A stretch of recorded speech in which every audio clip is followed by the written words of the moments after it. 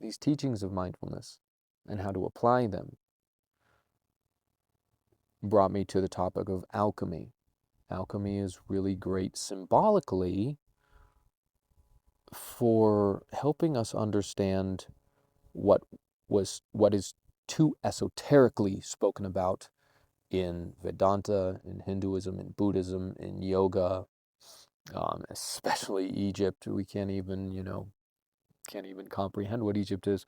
And it's just the whole story of Egypt is swamped in misinterpretation, and they were so on such a different wavelength that understanding them is extremely difficult.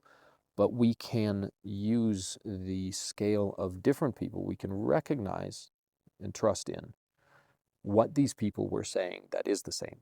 And if you want to spend the next 20 years doing that and doing it in a scientific way where you never allow yourself to presume that you know or make assumptions, keep all of the questions open the whole time and get through 20 years of it, I think you, like me and many others, will realize, no, man, these people are talking about the same thing. There's a great tale that comes from the traditional suttas of the Pali Canon, so Buddha's teachings that the Buddha is said to have said himself. He said, bhikkhus is a word for monks. Bhikkhus, if you bring blind people in to see an elephant, this is also shown in a TV show recently, and all of those blind people, are allowed to touch an elephant, but they only touch one part. They'll all give a very different description of that. An elephant is like a big hose. An elephant is like a thin, rough piece of paper, or like a sheet of leather. An elephant is like a column touching the leg, touching the ear, touching the trunk.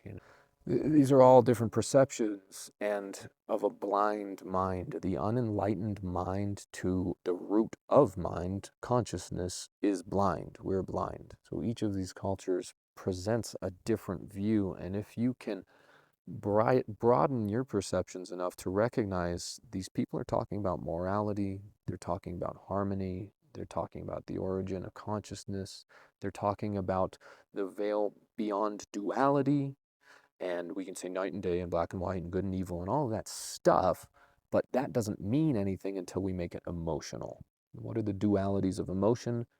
Craving and hatred. These are what's talked about in Buddhism, and this is where I implore everyone on earth to aim this insight, is your cravings, your desires, being mindful of them, noticing your hatreds, not solidifying the analytical mind in, yes, I do hate this person. Notice the conditions for hatred to have arisen, and then loosen the paradigm to contemplate why and how the conditions for why this hatred came, for why this craving came, because that's duality operating on the anatomical, neurological, neurochemical, biological level, which is affecting your consciousness through your limbic system. So that's where, when, and how, and why it matters. Duality.